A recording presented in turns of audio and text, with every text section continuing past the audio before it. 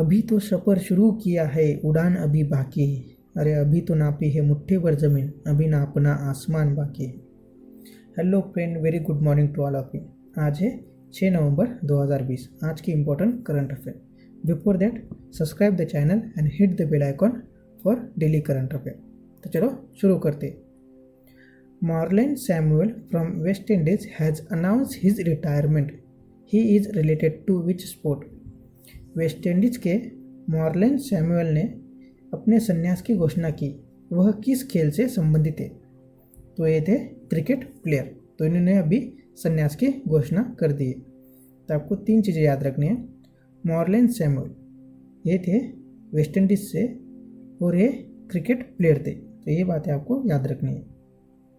ADB has approved $132.8 million loan to improve power distribution network in which state? ADB ने किस राज्य में बिजली वितरण नेटवर्क में सुधार के लिए $132.8 मिलियन के ऋण को मंजूरी दी?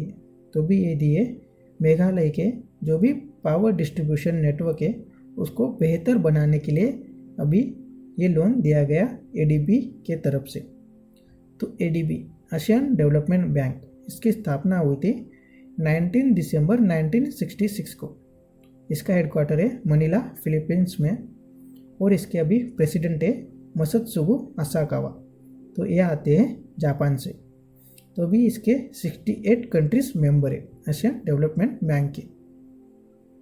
Indian coast guard ship C452 design and build by L&T has been commissioned in which place? L&T द्वारा डिज़ाइन और निर्मित भारतीय तटरक्षक जहाज C452 को किस स्थान पर कमीशन किया गया? तो ये किया गया महाराष्ट्र के रत्नागिरी में। तो C452 जहाज, ये जहाज है इंडियन कोस्ट गार्ड का, और इसको किसने डिज़ाइन और बिल्ड किया है? तो L&T, लार्सन एंड टर्बो ने इसको डिज़ाइन और बिल्ड किया है। तो भी ये किया गया कमिश महाराष्ट्र में। तो महाराष्ट्र के मुख्यमंत्री है उद्धव ठाकरे और गवर्नर है भगत सिंह कोश्यारी। तो इंडियन कोस्ट गार्ड, तो इसका रेजिंग डे मनाया जाता है 1 फरवरी को, और इसका हेडक्वार्टर है नई दिल्ली में। तो अभी इसके डायरेक्टर जनरल है के Natarajan. On which day world tsunami awareness day is observe? विश्व सुनामी जागरूकता दिवस किस दिन मनाया जाता है? तो ये मनाया जाता है 5 नवंबर को। तो जो सुनामी नेचुरल डिजास्टर है, तो इसके बारे में जागरूकता फैलाने के लिए ये दिन मनाया जाता है। नवंबर का और एक दिन मनाया जाता है 2 नवंबर को। तो ये मनाया जाता है international day to end impunity for crime against journalist. तो जो जर्नलिस्ट के अगेंस्ट जो क्राइम होता है उसको रोकने के लिए ये 2 नवंबर मनाया जाता है। और अभी एक 5 नवंबर जो कि मनाया जाता है वर्ल्ड सुनामी अवेयरनेस डे के लिए।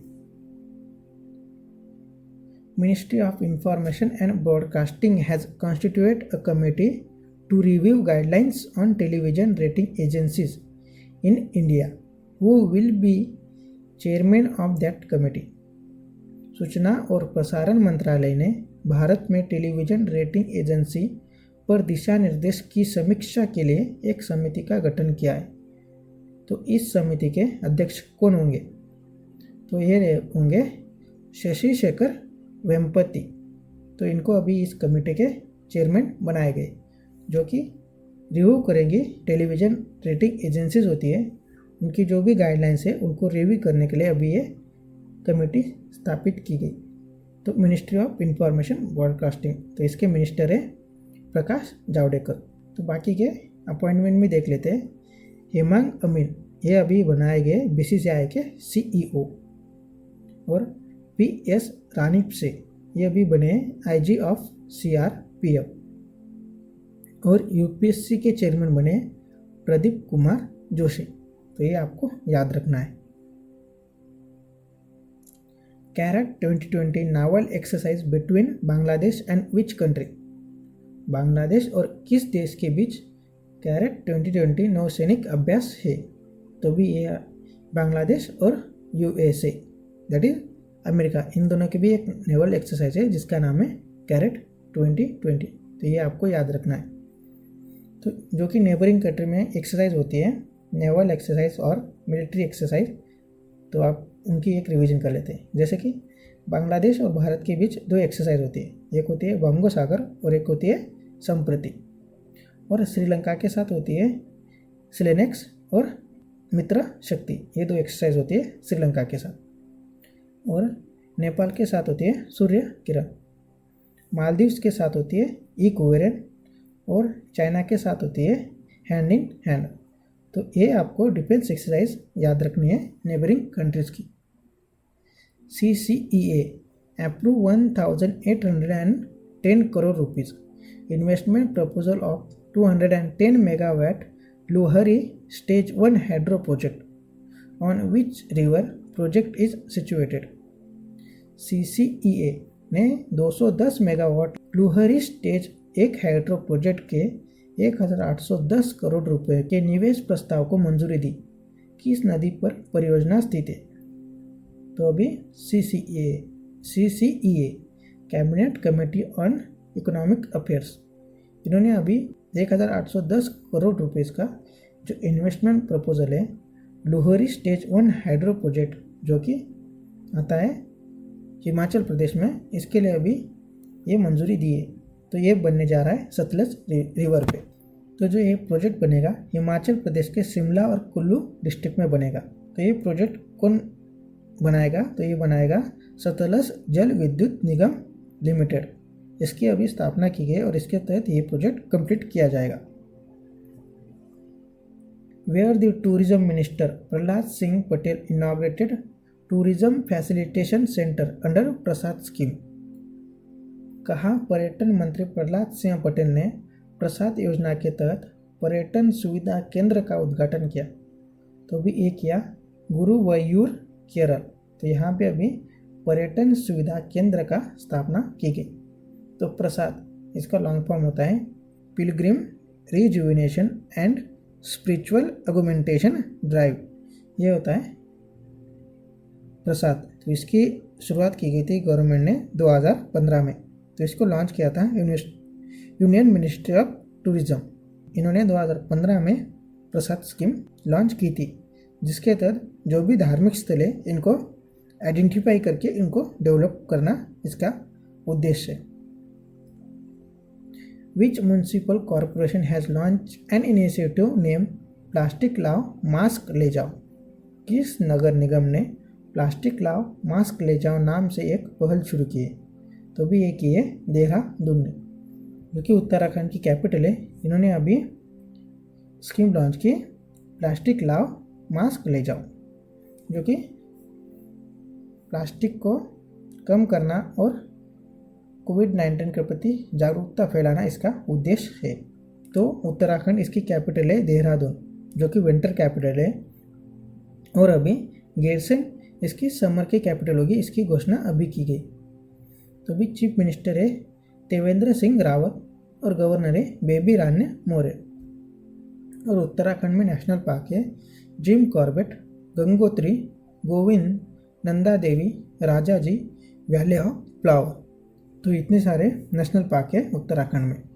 अभी उत्तराखंड गवर्नमेंट ने मुख्यमंत्री स्वरोजगार योजना लॉन्च की, हंस जलधारा योजना और इंटीग्रेटेड एग्रीकल्चर विलेज स्कीम, ये सभी लॉन्च की गई थी उत्तराखंड द्वारा। तो उत्तराखंड की पहली रामसर साइट बनी है आसान कंजर्वेशन रिजर्व, जो कि पहली रामसर साइट बनी है उत्तराखंड की। Satish Prasad Singh has pass away recently, he was the former chief minister of which state. Satish Prasad Singh का हाल ही में निधन हो गया, वह किस राज्य के मुख्यमंत्री थे? तो ये बिहार के पूर्व मुख्यमंत्री थे सतीश प्रसाद सिंह, जो कि सबसे कम कालावधि के लिए बिहार के मुख्यमंत्री बने थे। तो उनका अभी ये निधन हो गया। तो आपको इसे भी याद रखना है, सतीश प्रसाद सिंह ये कि पूर्व चीफ मिनिस्टर थे बिहार के। Who has been created history by becoming first Indian kiwi woman to become a minister in New Zealand. New Zealand में मंत्री बनने वाली पहली भारतीय कीवी महिला बनकर इतिहास किसने बनाया? तो भी ये बनाया प्रियंका राधाकृष्णन, जो कि पहली भारतीय ओरिजिन की है जिनको अभी न्यूजीलैंड में मिनिस्टर बनाया गया। तो ये पहली भारतीय महिला है, तो ये वेरी इंपॉर्टेंट है, ये आपको याद रखना है। प्रियंका राधाकृष्णन ये बनी है न्यूजीलैंड में मिनिस्टर। तो न्यूजीलैंड कैपिटल इज वेलिंगटन और प्राइम मिनिस्टर है जेसिंडा आर्डेन। इनको अभी दूसरे कार्यकाल के लिए चुना गया है और न्यूजीलैंड की करेंसी है डॉलर। इसके साथ ही अपॉइंटमेंट सोमा मंडल, इनको अभी चेयरमैन बनाया गया सेल का steel authority of India limited, इसके चेयरमैन बने सोमा मंडल। उषा पांडे ये फर्स्ट वुमन डीजी थी जो कि ब्यूरो ऑफ सिविल एविएशन की। प्रीति सदन, इनको अभी WHO की पैनलिस्ट है, इसमें शामिल किया गया। तो आपको ये सब याद रखनी है, important appointment. Who has been appointed as the director of power grid corporation of India. Power grid corporation of India के निर्देशक के रूप में किसे नियुक्त किया गया?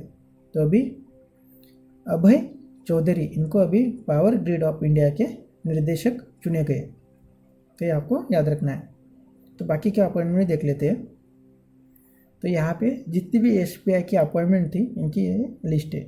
जैसे कि SBI जनरल इंश्योरेंस के MD एंड CEO बने PC कांडपाल, और अभी SBI कार्ड के MD एंड CEO बने अश्विनी कुमार तिवारी, और अश्वानी भाटिया ये बने SBI के मैनेजिंग डायरेक्टर, और दिनेश कुमार खरा ये बने SBI के चेयरमैन। आपको SBI के सभी याद रखने हैं। और SBI के एक और अपॉइंटमेंट रहती SBI CFO chief financial officer. तो इसको आपको कमेंट में लिखना है कि अभी SBI के CFO कौन बने। So this is the session of the day. Thank you for listening. Have a good day.